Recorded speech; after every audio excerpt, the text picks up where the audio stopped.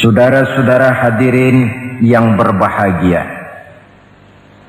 salah satu nikmat yang diberikan Allah kepada kita di dalam kehidupan ini ialah bahwa Allah Subhanahu wa ta'ala telah menciptakan segala sesuatu serba berpasang-pasangan. Dalam surah Yasin ayat 36 dijelaskan, Subhanallazi khalaqal azwaja kullaha mimma tumbitul ard wa min anfusihim wa mimma la ya'lamun. Maha suci Allah yang telah menciptakan segala sesuatu itu serba berpasang-pasangan, dari apa yang tumbuh di permukaan bumi, apa yang ada di dalam diri mereka sendiri, dan apa-apa yang mereka tidak mengetahuinya. Demikianlah kita lihat siang berhadapan dengan malam, benar berhadapan dengan salah, dan laki-laki berhadapan dengan perempuan. Setelah Allah menciptakan segala sesuatu itu serba berpasang-pasangan, maka Allah menetapkan aturan permainan yang mengatur seluruh kehidupan makhluk yang serba berpasang-pasangan itu. Kita tentu maklum, apapun saja yang kita lakukan dan kita perbuat tanpa ada aturan akan berakhir dengan kekacauan. Cobalah kita bikin satu sekolah, buka satu sekolah, tidak usah pakai aturan, tentu kacau. Bikin organisasi tanpa memakai aturan, tentu kacau. Demikian daripada kehidupan ini, kalau tanpa ada aturan, tentu kekacauan yang akan timbul. Allah pencipta manusia. Allah tahu benar kemampuan maksimal manusia. Oleh sebab itu, aturan permainan yang diturunkan Allah tentu sesuai benar untuk manusia. Satu contoh kecil, pabrik mobil di Jerman bikin mobil namanya Mercy. Seiring dengan itu dia keluarkan buku petunjuknya. Mobil ini namanya Mercy, kecepatan maksimal sekian ratus kilometer per jam, daya angkut maksimal sekian ratus kilogram.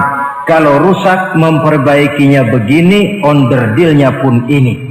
Karena pabriknya yang membuat mobil, lalu pabriknya pula yang mengeluarkan buku petunjuk, sudah tentu buku petunjuk itu sesuai benar dengan mobilnya. Dan tidak bisa kita punya mobil Mercy rusak, lalu kita perbaiki dengan menggunakan buku petunjuk yang dikeluarkan oleh pabrik mobil Toyota misalnya. Jelas mobil bukan tambah baik, malah makin hancur tidak karu-karuan.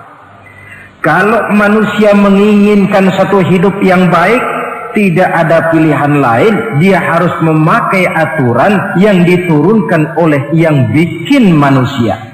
Dan aturan itu telah turun dalam bentuk agama Islam yang kita cintai ini.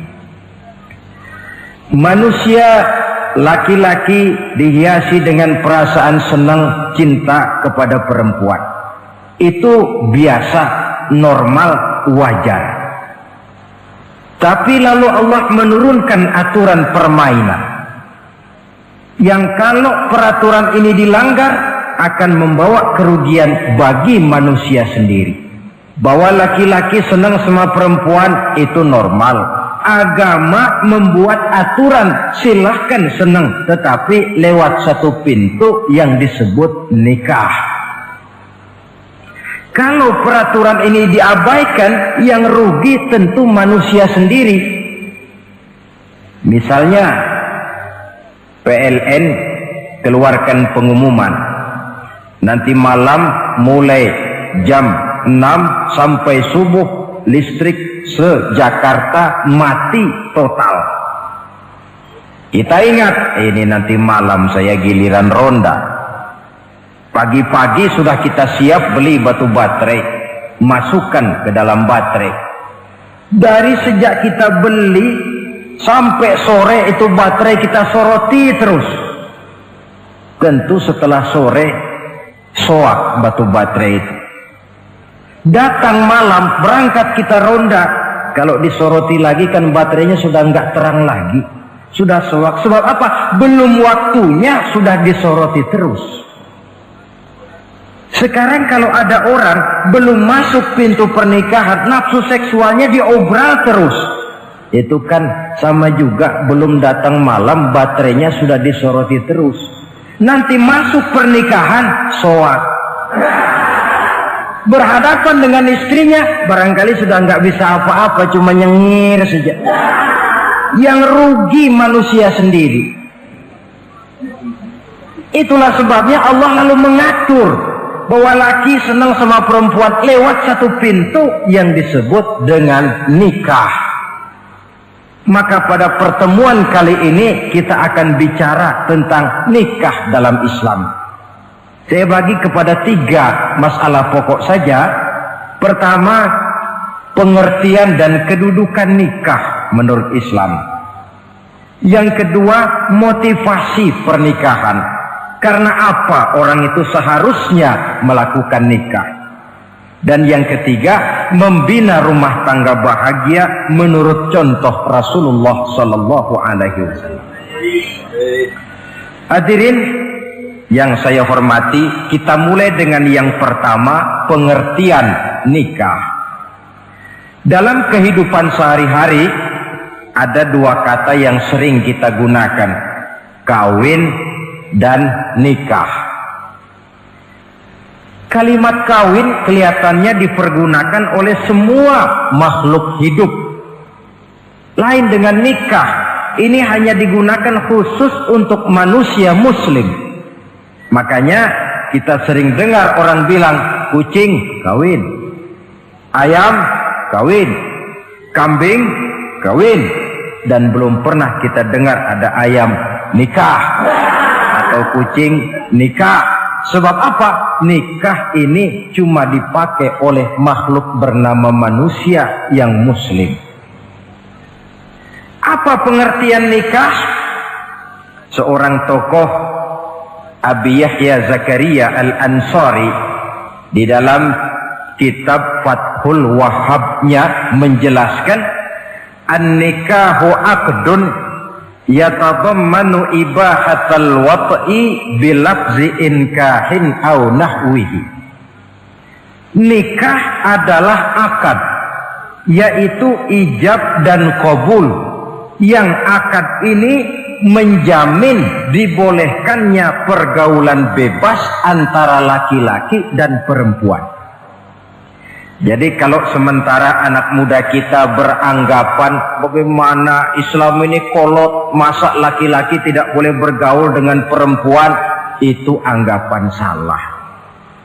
Islam bukan saja tidak melarang, malah menganjurkan laki-laki bergaul dengan perempuan sebebas-bebasnya, sepanjang pergaulan itu bisa dipertanggungjawabkan baik menurut hukum negara, lebih-lebih menurut hukum agama. Coba orang kalau sudah akad, sudah ijab qabul, ada saksi, ada wali, selesai itu dia masuk ke dalam kamar berdua, bergaul di situ sebebas-bebasnya, itu saya kira 100% halal. Tidak perlu lagi orang curiga, tidak perlu lagi sembunyi-sembunyi. Kenapa? Ini bentuk pergaulan yang bisa dipertanggungjawabkan.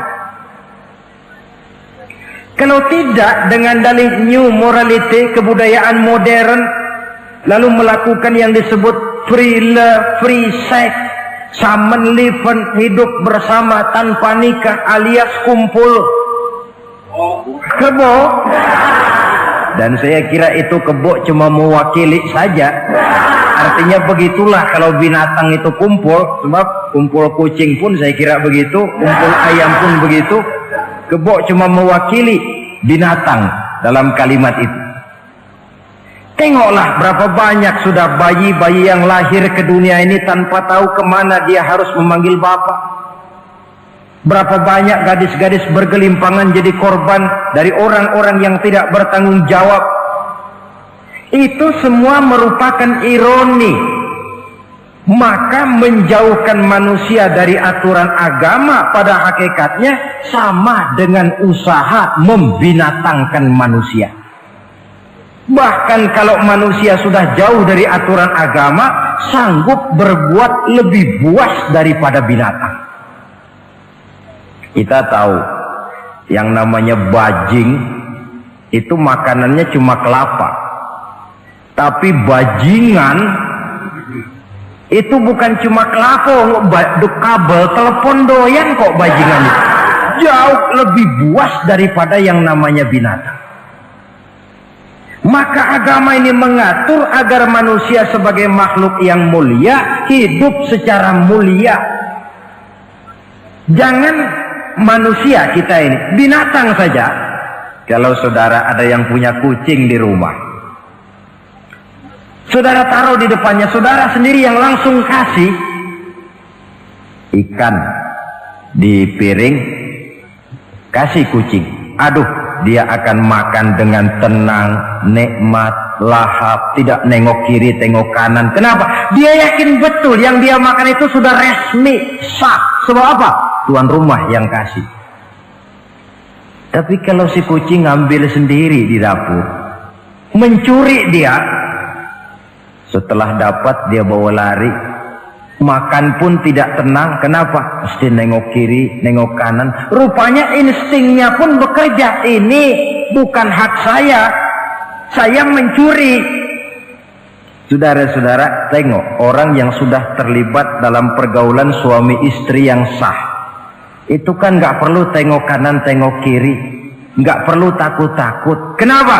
Sudah sah.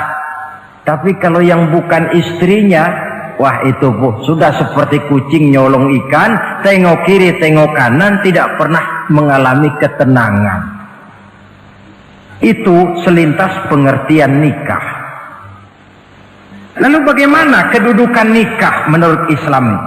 Ternyata nikah dalam pandangan Islam tidak cuma sekedar untuk memenuhi kebutuhan biologis manusia. Tidak cuma sekedar untuk memperkembangbiakkan keturunan, tidak cuma sekedar untuk mendapat ketenangan hidup. Lebih tinggi daripada sekedar itu, nikah dalam pandangan Islam ibadah. Jadi kalau kita ditanya, Pak, ibadah apa yang paling enak dalam Islam? Jawabannya jelas, nikah. Begitu enaknya ibadah yang namanya nikah ini, sampai yang sudah pernah pun pengen ulangan. Namanya ibadah. Tetapi tentu ada konsekuensi. Oleh karena nikah ibadah, dan semua ibadah dalam Islam tidak boleh dikerjakan setengah hati atau main-main. Sholat ibadah, tidak boleh main-main atau setengah hati atau coba-coba. Puasa ibadah, tidak boleh main-main, setengah hati atau coba-coba. Dan oleh karena nikah pun ibadah, punya nilai sakral, juga tidak boleh main-main, setengah hati atau coba-coba. Dus nikah eksperimen tidak dikenal dalam Islam. Mas, saya dengar sampean sudah nikah ya? Iya mas, saya cuma nyoba saja kok ini kok. Kalau enak terus, enggak ya bubar.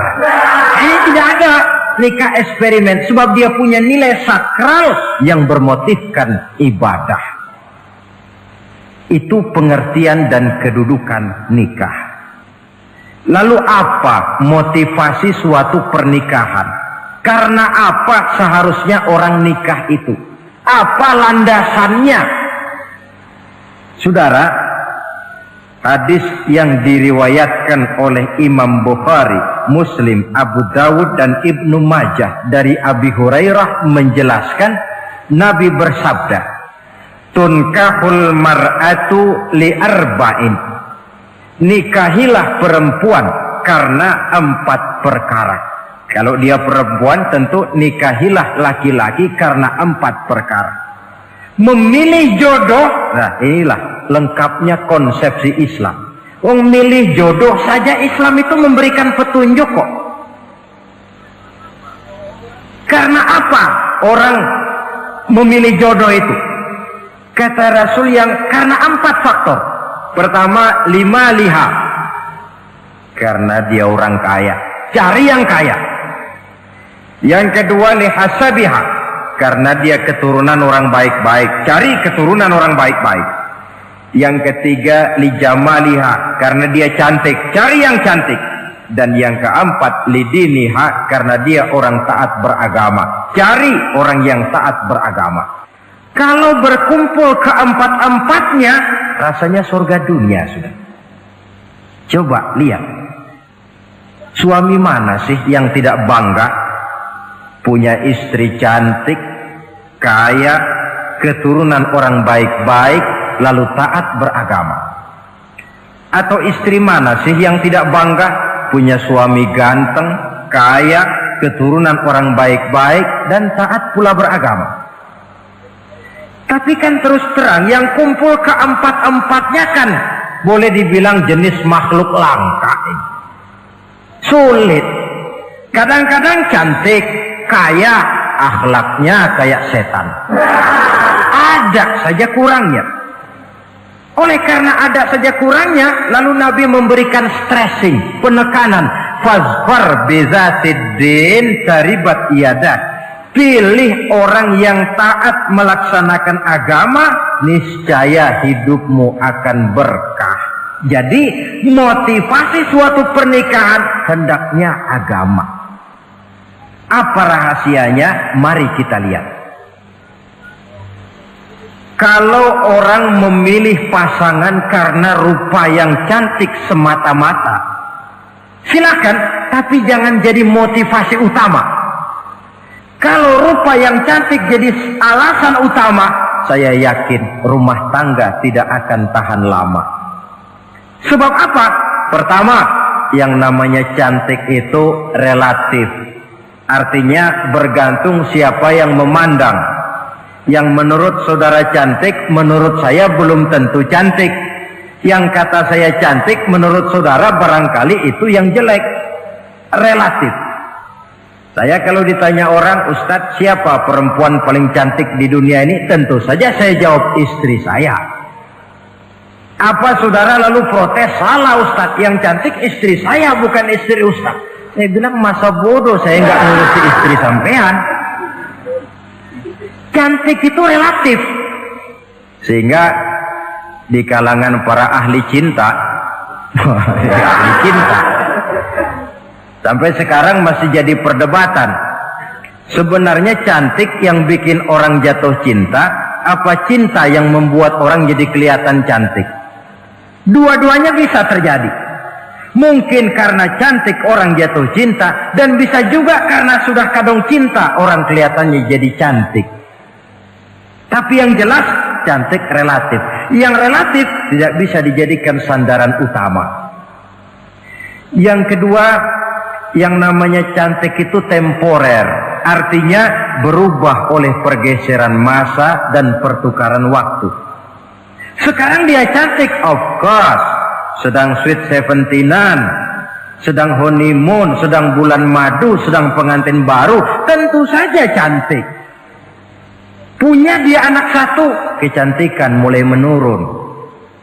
Punya dia anak dua, kulit mulai keriput. Punya dia anak tiga, apalagi tak pandai bersolek, sudahlah onderdeal mulai pada copot. Kalau rumah tangga didasarkan kepada rupa yang cantik saja, selesailah rumah tangga sampai di situ. Yang ketiga, di atas langit, rupanya masih ada langit lagi. Di atas yang kita anggap cantik, rupanya masih ada yang lebih cantik. Kalau cantik yang kita kejar, kita akan jadi petualang yang pindah dari perempuan satu ke perempuan yang lain. Cinta bajak laut namanya. Di mana kapal berlabuh, di sana cinta mendarat. Saudara hadirin yang saya hormati, padahal sate dengan singkong itu kan bedanya cuma di tenggorokan. Kalau sudah masuk ke dalam perut, kenyangnya barangkali sama. Malah barangkali besok pagi kalau keluar lebih bau, lebih tidak enak baunya sate itu daripada singkong. Makanya orang kalau sudah nikah oleh Nabi dipesan, Apabila kamu di jalan melihat perempuan yang membuat kamu kagum, cepat-cepatlah pulang ke rumah. Sebab apa? Sebab yang perempuan cantik di jalan kau lihat itu punya, istrimu juga di rumah punya. Gak percaya, cobalah pulang, akurin, sama itu. Silahkan cari yang cantik, tapi jangan dijadikan motivasi utama. Yang kedua, kalau perkawinan, pernikahan cuma karena harta, silahkan cari yang kaya. Tapi kan harta itu, kata Imamul Ghazali, al-mal zillun zail. Harta bagaikan bayangan. Sore di sebelah barat, tengah hari di tengah, sore pindah ke sebelah timur. Hari ini dia kaya, besok dia bangkrut. Roda itu berputar. Kalau harta dijadikan pilihan utama, boleh jadi dalam hidup berumah tangga ada pepatah, ada uang abang disayang, tidak ada uang abang melayang. Artinya pun rumah tangga tidak akan tahan lama. Yang ketiga, kalau karena keturunan, persilahkan cari keturunan yang baik-baik. Namun toh pada akhirnya orang diajarkan bahwa kita ini mau besar atau tidak, bukan dengan jalan menyempeng kepada kebesaran orang lain, tetapi ditentukan oleh kepribadian kita sendiri. Sekarang kalau karena agama, Nabi berikan penekanan fazfar bidzatid din taribat yadak. Pilih orang yang taat beragama, niscaya hidupmu akan beruntung. Apa rahasianya? Tidak lain rumah tangga Rasulullah Sallallahu Alaihi Wasallam. Yang ini artinya kita sudah masuk kepada bagian ketiga, bagaimana membina rumah tangga bahagia menurut contoh baginda Nabi. Saudara, bagaimana sih rumah tangga Rasul itu? Kelihatan dari dua ucapannya, pendek, singkat, tapi punya pengertian filosofis yang mendalam. Dua kalimat saja beliau bilang tentang rumah tangganya, yaitu baiti jannati, rumah tanggaku laksana surga bagiku. Bayangkan, kalau seorang suami sudah mampu berkata macam begitu, bahagia hidupnya. Ini barangkali tantangan buat kita semua. Mampukah kita di rumah tangga berkata semacam perkataan beliau tadi? Baiti jannati, rumah tanggaku laksana surga bagiku. Padahal dari sejarah kita baca, Rasul itu rumahnya kecil. Tidurnya di atas pelepah daun korma, sampai berbekas di pipinya. Sarapan paginya seteguk zam-zam, sepotong roti, kadang-kadang 3 butir korma. Tempat tidurnya bukan alga spring bed atau Dunlopillow macam kita punya. Di rumahnya tidak ada mebel spaghetti model yang lagi ngetop-ngetopnya. Entah di tengah rumah macam itu, beliau sanggup berkata, baiti jannati. Kenapa kita yang hidup di zaman di mana fasilitas mestinya lebih menunjang, kok malah banyak yang berkata sebaliknya? Baiti nari, rumah tanggaku laksana neraka bagiku. Padahal dilihat dari segi materi, rumahnya bertingkat, mobilnya serba berkilat, uangnya banyak berlipat-lipat, istri pun cantik memikat. Kadangkala boleh jadi jumlahnya 4. Tapi tiap hari kiamat. Kenapa ini? Marilah kita lihat. Ternyata rumah tangga Rasul itu motivasinya tidak lain agama. Agama menuntun suami dan istri masing-masing untuk tahu kewajiban dan tahu haknya. Kalau kewajiban sudah dilaksanakan, lalu hak diberikan, akan timbul pengertian, understanding. Kalau sudah ada saling pengertian, akan timbul ketenangan, feeling of security. Dan ketenangan tangga utama untuk mencapai yang disebut bahagia. Itu sebabnya hakikatnya membicarakan rumah tangga yang berdasarkan agama tidak lain adalah bagaimana seharusnya seorang suami melaksanakan kewajibannya dan seorang istri melaksanakan tugasnya. Artinya kewajiban suami itu apa? Kewajiban istri itu apa? Kewajiban istri hak suami, kewajiban suami hak untuk istrinya menurut tuntunan dan tuntutan agama.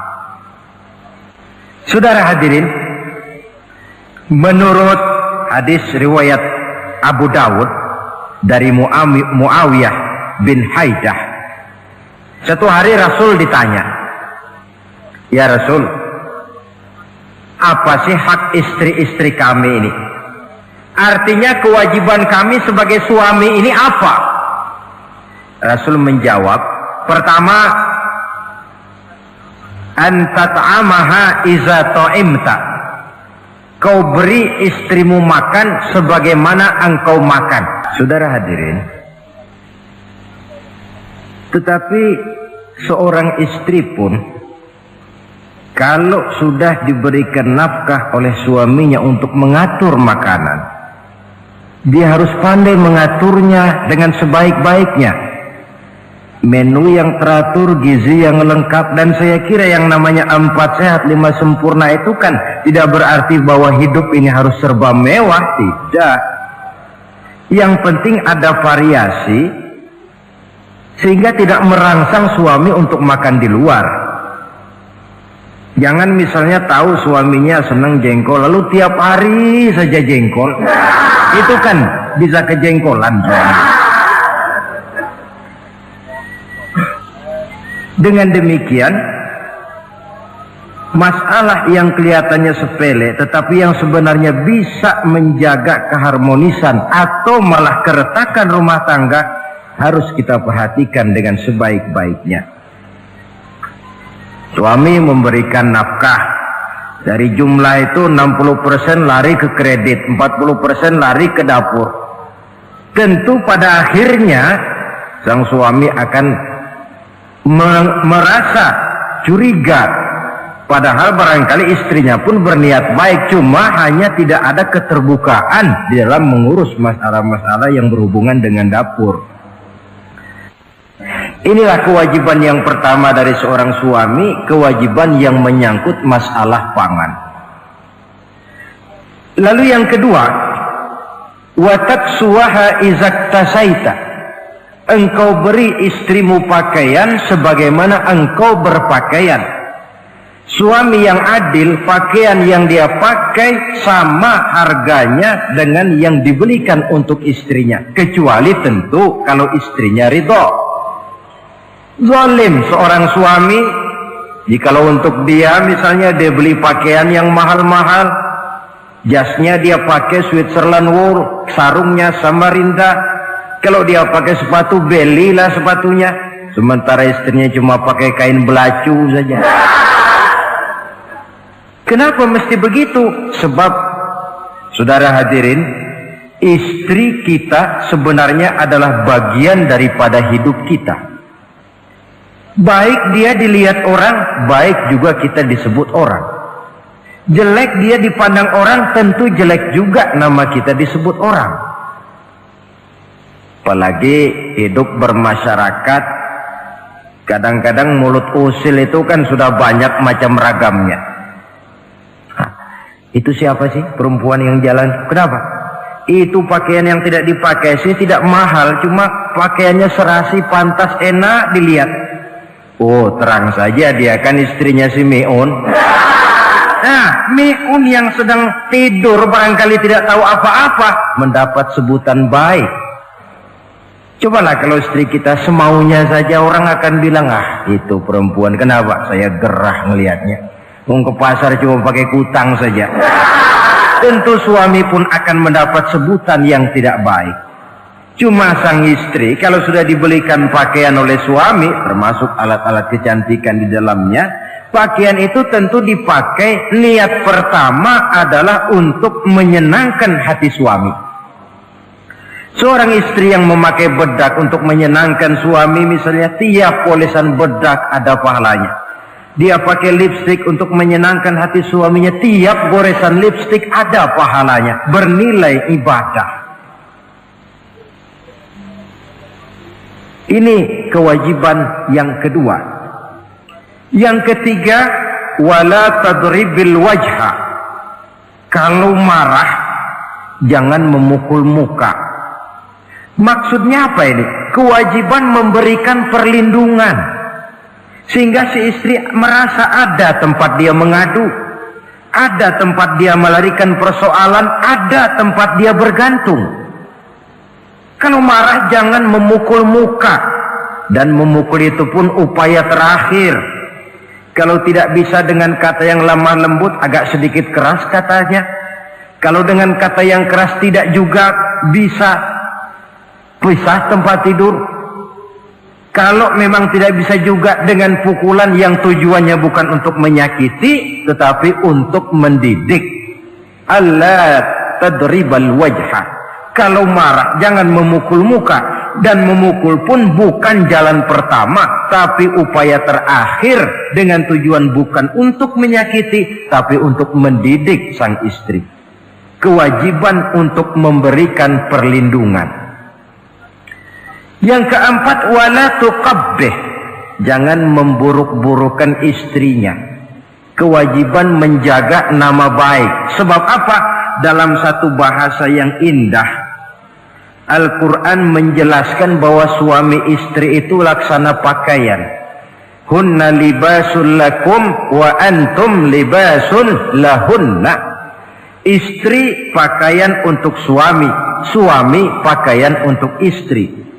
Lihatlah alangkah indah gaya bahasa Al-Quran ini. Diibaratkannya suami istri seperti pakaian. Apa fungsi pakaian?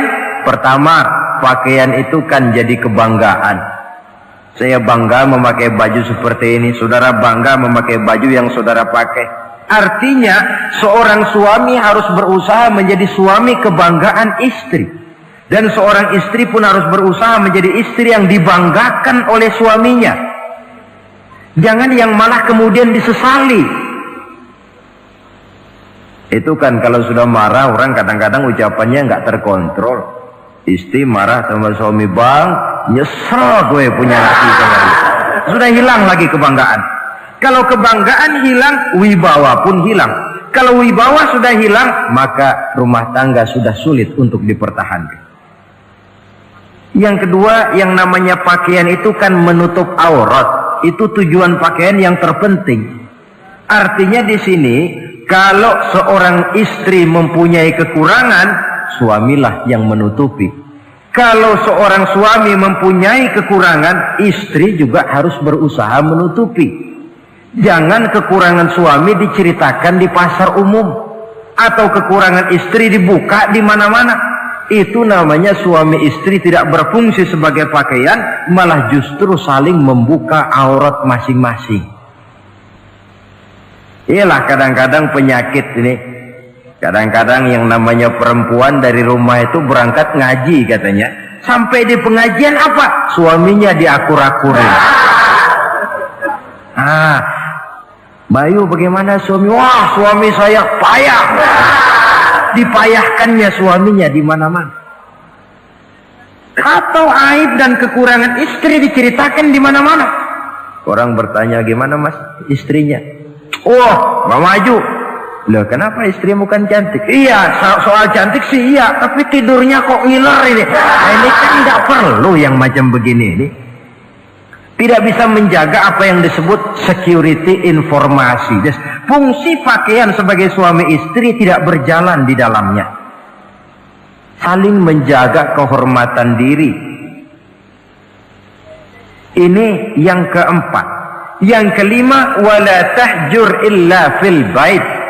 Jangan berpisah dari istri kecuali di rumah. Maksudnya begini, kalau satu hari seorang istri suami marah kepada istrinya, tidak usah istri itu disuruh pulang ke rumah orang tuanya, ke rumah mertua lalu diusir. Tidak, cukup pisah tempat tidur saja. Ini mana maknanya wala tahjur illa fil baiti. Umpamanya, dek malam ini saya sedang tidak enak pikiran, kau tidur di kamar belakang lah, saya kamar depan. Cukup pisah tempat tidur saja, tidak perlu istri dipulangkan ke rumah orang tuanya. Nanti umpamanya tengah malam turun hujan, udara dingin, pikiran berubah, merasa perlu, kan tinggal manggil. Tidak jauh secara psikologis ajaran semacam ini bisa kita terima. Saudara hadirin yang saya hormati, ini pada prinsipnya kewajiban seorang suami. Kewajiban yang menyangkut masalah pangan, sandang, perlindungan, memelihara kehormatan, dan menjaga ketenangan di rumah tangga dengan menyelesaikan persoalan rumah tangga itu secara intern. Jangan belum apa-apa sudah mertua diundang, orang tua dibon. Persoalan belum tentu selesai, tapi masalah sudah meluas. Cobalah kita selesaikan intern dulu.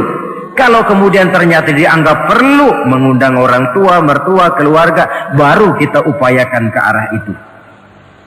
Ini kewajiban suami dan ini merupakan hak istri. Lalu bagaimana kewajiban istri sekarang ini? Istri kewajibannya merupakan hak untuk suami. Saudara, dari hadis yang diriwayatkan Imam Ibnu Majah dari Ali bin Yazid dari Abi Umamah, Nabi bersabda, "Mastafadal mu'minu ba'da taqwallahi azza wa jalla khairan lahu min zaujatin salihah." Bagi seorang mukmin, sesudah dia mempunyai sifat takwa kepada Allah, tidak ada yang lebih membawa manfaat selain daripada istri yang solehah. Istri solehah itu yang bagaimana? Yang hidup mampu melaksanakan kewajibannya. Apa kewajibannya? Kata Nabi, pertama, in amaroha ata'athu. Kalau diperintah, dia taat. Kewajiban istri yang pertama, taat kepada suaminya. Begitu besar kewajiban taat kepada suami, sampai-sampai Nabi pernah menyatakan, "Lau kuntu amiran ahadan ayyasjuda li ahadin la amartul mar'ata an tasjuda li zawjiha." Kalau saja boleh, kata Nabi, aku memerintahkan manusia sujud kepada sesama manusia, tentu aku perintahkan istri untuk sujud kepada suaminya. Untung saja sujud kepada manusia tidak boleh. Kalau boleh, istri itu disuruh sujud kepada suami. Tentu karena besar hak suami atas dirinya. Yang kedua, ibadah sunnah tidak mendapat izin suami juga bukan saja tidak berpahala, malah berdosa. Umpamanya, pengantin baru, si istri kebetulan santri, malam minggu pesta, besoknya hari Senin, si istri sudah kadang biasa hidup sebagai santri, hari Senin puasa sunnah. Dia bilang sama suaminya, "Bang, besok saya mau puasa sunnah nih, hari Senin." Kata suaminya, "Kalau kau puasa juga kau kejam. Lalu kau puasa, aku disuruh ngapain?" Tidak diizinkan oleh suami, dia puasa juga. Bukan saja tidak mendapat pahala, malah berdosa. Sampai amalan yang sunnah pun tidak diizinkan oleh suami, berdosa. Apalagi amalan yang mubah, apalagi amalan yang tidak ada dasar hukumnya, perintahnya. Sepanjang perintah suami tidak untuk maksiat kepada Allah, istri wajib untuk taat. Dalam hadis lain kita temukan Nabi bersabda, "Idza da'a ar-rajulu imra'atahu ila firashihi." Kalau seorang suami memanggil istrinya ke tempat tidur. Ini bahasa kinayah. Manggil ke tempat tidur kan tentu nggak perlu penjelasan. Masa mau nyambal di tempat tidur kan enggak. Fa'abat, si istri tidak mau. Lantaran istri tidak mau, suami jengkel. Fabata ghadbana 'alaiha. Sampai dalam jengkelnya tidur. La'anat hal malaikatu hatta tusbiha. Istri macam itu dilaknat, dikutuk oleh malaikat sampai datang waktu pagi. Kewajiban untuk taat. Namun sebaliknya, seorang suami pun jangan mentang-mentang istri wajib taat lalu overacting. Segalanya main tunjuk, segalanya main komando, segalanya main perintah. Sebab contoh yang diberikan oleh Rasul tidak begitu. Rasul kita baca dalam sejarah menjahit bajunya sendiri, memperbaiki kasutnya sendiri. Artinya yang bisa ya dikerjakan tanpa harus menggantungkan semuanya kepada sang istri. Kewajiban untuk taat. Nah, penutup tentang taat ini ada sebuah hadis pula di mana baginda Nabi bersabda, ayyumam ra'atin matat wa zawjuha anha radin dakhalatil jannah. Kalau seorang perempuan meninggal dunia, suaminya ridho kepadanya, maka perempuan itu akan masuk surga. Artinya, kalau seorang istri meninggal, ya dia tukang ngaji, ya tukang sholat, ya suka puasa, ya gemar sedekah, tapi meninggal suaminya tidak ridho, pintu surga belum dibukakan sampai suaminya ridho kepadanya. Ini menggambarkan tentang besarnya kewajiban taat seorang istri kepada suaminya. Ini kewajiban pertama. Lalu kewajiban yang kedua, kata Nabi, wa in nazara ilaiha sarrathu. Kalau dipandang oleh suaminya, dia pandai menggembirakan, menyenangkan hati suaminya. Menjadi istri yang pandai menyenangkan hati suami. Siapa contohnya? Kita lihat misalnya istri Nabi, diantaranya Sayyidatuna Khadijah radhiyallahu anha. Ketika Nabi pertama kali menerima wahyu berhadapan dengan malaikat Jibril, beliau kembali ke rumah dengan tubuh gemetar. Setibanya di rumah beliau berkata, "Zammiluni ya Khadijah." Khadijah, selimuti saya. Kenapa bang? Barusan datang malaikat Jibril, dia katakan begini-begini, saya khawatir Khadijah. Khadijah tahu suaminya sedang gelisah.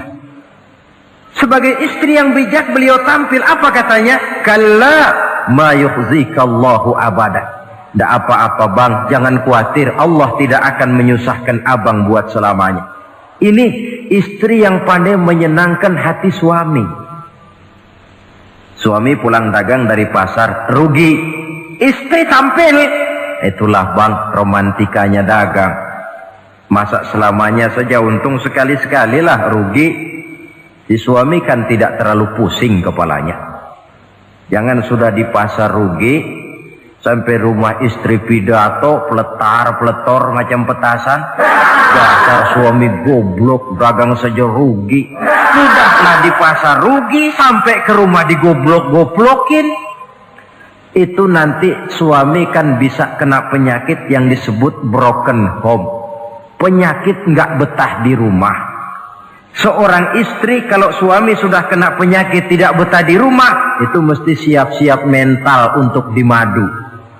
Nah, jadi kalau tidak dimadu bagaimana? Berusaha bikin betah suami di rumah. Suami pulang kantor jam 2, setengah 2 dandan, kalau perlu setel habis. Kalau perlu kelihatan suami akan datang, bukakan pintu, sambut dengan senyum. Apalagi kalau senyumnya Pepsodent.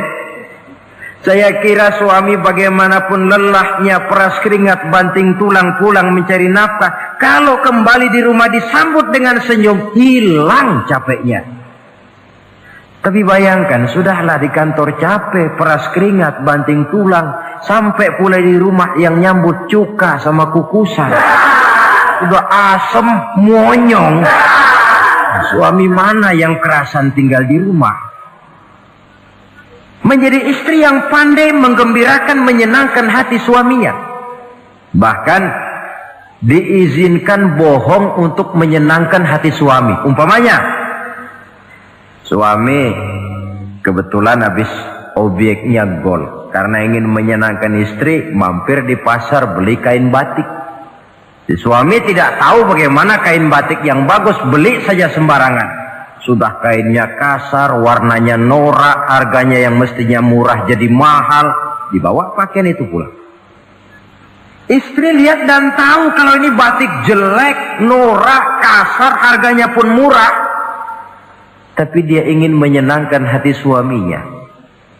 Suaminya tanya, bagaimana dek kain batik ini? Waduh bang, bagus betul kain ini. Pinter bener abang milih warna ini. Emang yang kayak begini ini bang, coba lihat tetangga kita mana ada yang pakai kain kayak begini. Ya memang gak ada, jelek. Suami senang tentu.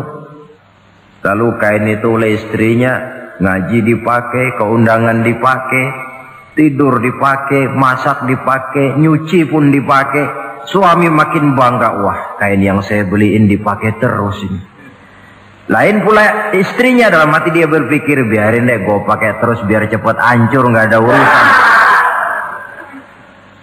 Coba kalau waktu itu si istri jujur, dasar laki goblok, beli kain kayak begini, sono pulangin. Nah, mungkin suami yang sudah payah-payah mau menyenangkan hati istrinya malah berbalik pikirannya. Saudara hadirin, ini kelihatannya penting untuk menjaga suasana keharmonisan di dalam kehidupan berumah tangga. Begitu pula pengertian seorang suami. Rasul pernah pulang dari masjid agak larut malam, rupanya banyak orang bertanya. Ketuk pintu, Assalamualaikum, sampai 3 kali tidak dibukakan pintu. Rupanya Aisyah lelap benar tidurnya. Rasul sadar beliau pulang kemalaman dan tahu istrinya capek bekerja di waktu siang. Ashraful Anbiya wal Mursalin ini menghormati istrinya.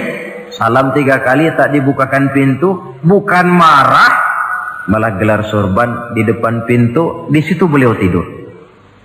Tengah malam Aisyah mau sholat, buka pintu, terkejut lihat suaminya tidur di depan pintu. Dibangunkan. Begitu dibangunkan, Rasul lebih dahulu berkata, Aisyah, maafkan saya pulang terlambat memang sebab banyak yang bertanya di masjid. Sudahlah tidur di depan pintu, begitu dibukakan beliau dulu yang minta maaf. Sulit jadi suami semacam ini. Yang enak kalau sudah nggak dibukain pintu, istri kepulesan, lalu sekali buka pintu kan yang enak kita tunjuk jidatnya, lo tidur kayak tembok ya. Saudara hadirin, menjadi istri yang pandai menyenangkan hati suaminya. Sebab tidak ada seorang suami bisa sukses baik di medan tugas, di masyarakat, di kantor, di toko, di tempat manapun kalau tidak ditunjang oleh peran serta dari para istrinya. Karena itulah perempuan walaupun peranannya tidak begitu kelihatan, sebenarnya sangat menentukan. Seorang suami yang jujur, polos, lugu, sederhana, sanggup menjadi koruptor ulung karena didorong-dorong oleh istrinya. Merangsang ketamakan suami. Istri dibakar oleh tetangganya. Bang, kenapa? Kau kan di kantor kepala bagian. Lalu, tangga kita pegawai kecil saja bang, tapi coba lihat istrinya kalau pakai gelang kayak pelek beca bang gelangnya. Kau kepala bagian gak bisa beliin saya macam gitu, kepala bagian goblok. Lalu bagaimana bu, gaji saya kan sudah jelas segitu. Iya, kamu kan kepala bagian. Apaan kayak di kantor sabet. Kalau sudah main sabut-sabutan begini, sudah merangsang suami untuk berbuat yang tidak baik. Kecil, tidak begitu kelihatan, tapi sangat menentukan. Istri yang soleh, yang bisa melaksanakan kewajibannya, yaitu pandai menyenangkan hati suaminya. Ini kewajiban istri yang kedua. Yang ketiga, wa in aqsama alaihi abarrathu. Kalau suami memberikan sesuatu, dia pandai berbakti, menjadi istri yang pandai bersyukur kepada suami. Kita ingat ketika pulang Mi'raj kan Rasul bercerita, saya dalam perjalanan itu diperlihatkan neraka, kata Rasul. Saya lihat kok isinya kok lebih banyak perempuan daripada laki-laki. Nah, sahabat heran, ya Rasul, lebih banyak perempuan? Iya. Apa mereka tidak sholat? sholat. Apa mereka tidak pernah hadir di majelis taklim? Oh, rajinan dia sama suaminya. Ada apa? Tidak pernah baca Quran? Rajin. Lalu kenapa kok isinya kebagian besar perempuan? Rasul menjawab, hunna yakfurnal asir. Mereka umumnya tidak pandai bersyukur kepada suaminya. Hujan panas setahun dibalas dengan hujan sehari. Kalau suaminya sedikit salah, sudah kehilangan pertimbangan, tertutup seluruh kebaikannya. Yang kelihatan cuma salahnya saja. Maka sebaiknya di dalam hidup berumah tangga, baik suami maupun istri itu masing-masing sedia timbangan. Kalau satu saat suami salah, istri ambil timbangan. Timbang, suami saya salahnya ini, jasanya ini. Bertahun-tahun dia hidup mencari nafkah buat saya, membelikan pakaian untuk saya, mencarikan makan untuk saya. Salahnya ini. Timbang mana lebih banyak salahnya atau benarnya. Dengan demikian kita akan bisa menghasilkan keputusan objektif. Giliran istri yang salah, suami yang ambil timbangan, ukur mana lebih banyak baiknya atau salahnya. Kalau tiap kita masing-masing punya timbangan, insya Allah nilai-nilai objektif dari suatu pertimbangan akan bisa kita temukan dalam mengambil keputusan. Istri yang pandai berbakti membalas budi daripada suaminya. Kewajiban yang keempat dari seorang istri, wa in ghaba anhu nasahathu fi nafsiha wa malihi. Kalau suami tidak ada di rumah, dia pandai menjaga kehormatan dirinya dan pandai menjaga harta suaminya. Tidak mencari kesempatan dalam kesempitan. Suami lembur, istri ngompreng. Dan pandai menjaga harta suaminya. Nah, coba lihat. Kalau seorang suami ada uang di kantongnya 100 rupiah. Ada tukang minta pengemis, istri ambilkan saja tanpa izin suaminya uang di kantong suami 100. Dia sedekahkan. Niatnya tentu baik. Si istri dapat dosa, si suami dapat pahala. Perbuatan sedekahnya itu betul, tapi mengambil uang tanpa izin suami itu yang salah. Dan ternyata salah itu lebih besar daripada pahala yang dia lakukan lantaran bersedekah itu. Kalau ini terwujud, maka suasana saling mempercayai akan tumbuh. Kalau sudah saling mempercayai, rasanya akan terwujud kedamaian dan ketenangan. Suami meninggalkan rumah dengan perasaan tenang, istri pun melepas suami dengan perasaan damai, tanpa was-was, tanpa curiga, dan sebagainya. Dan ini modal yang paling utama, mewujudkan saling kepercayaan dalam membina hidup bahagia. Saudara, jadi dengan demikian, kewajiban suami dan kewajiban istri yang merupakan bagian tidak terpisahkan dari bagaimana membina rumah tangga berdasarkan tuntunan agama, merupakan hal yang dicontohkan oleh Nabi kita Muhammad sallallahu alaihi wasallam. Dengan satu kesimpulan, rumah tangga Nabi bahagia karena rumah tangga itu disinari oleh ajaran-ajaran agama. Sehingga timbul saling pengertian membawa kepada ketenangan, dan ketenangan sesungguhnya tangga utama mencapai rumah tangga bahagia. Tanpa materi orang memang sulit untuk bahagia. Tapi materi semata-mata bukan merupakan jaminan bahwa orang akan hidup bahagia. Banyak isak tangis berbunyi di rumah-rumah mewah, dan banyak sendak gurau, tawa dan canda, tawa lerai di rumah-rumah sederhana. Artinya suka dan duka, sedih dan gembira, susah dan bahagia bisa ada di gubuk reot dan bisa juga ada di rumah mewah. Ternyata bukan harta semata-mata yang menopang dan menjamin hidup itu akan bahagia, tapi satu rumah tangga yang dipancari oleh sinar agama di bawah naungan ridho dari Allah Subhanahu wa taala. Si istri taat melaksanakan ajaran agama, suami taat, lalu anak-anak pun hidup dalam suasana yang religius. Dari sana tumbuh pancaran sinar keagamaan. Irama agama mengalun dalam kehidupan rumah tangga kita. Berfungsilah dengan demikian rumah tangga sebagai tempat di mana kita mengamalkan ajaran agama kita. Alangkah nikmat satu rumah tangga. Istri ahli ibadah, suami pun ahli ibadah, anak-anak pun terbiasa oleh lingkungan untuk hidup melaksanakan suatu ibadah. Dan keberhasilan di rumah tangga awal untuk menuju keberhasilan di masyarakat, di tempat tugas, dan di tempat-tempat lainnya. Sebaliknya, kehancuran rumah tangga akan selalu menjadi awal kehancuran karir di masyarakat, di tempat kerja, dan di tempat-tempat lainnya. Oleh karena itu, berangkat dari hal semacam inilah, maka kita berkeyakinan rumah tangga yang bahagia ialah rumah tangga yang didasarkan kepada ajaran agama. Sehingga tercapailah kebahagiaan hidup di dunia yang langsung menopang kepada kebahagiaan hidup di akhirat nanti. Nah, inilah pembicaraan kita pada pertemuan kali ini.